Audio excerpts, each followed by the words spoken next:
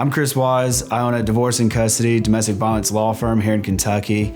I've made these videos because the information I think we could all agree that's out on the internet right now is horrible. They don't give you all the correct information. You don't know how to fill it out. You're hoping that what you fill out is actually correct in the first place. Where do you go to file? What happens after you file? They never go into depth on what's required to take you from step 1 to step 10.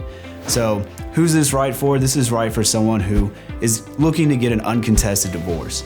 So on uncontested divorces, we can agree. You and your spouse, you can agree on everything.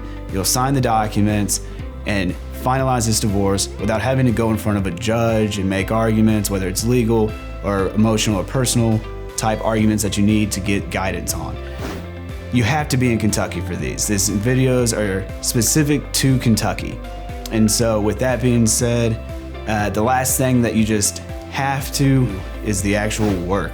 You have to be self-motivated in order to complete these documents. If you're not gonna do the work, then this video and these videos aren't right for you. This course is not right for you because no one's gonna do them but yourself. I'm excited to help you along your journey. Please sign up below and let's get started.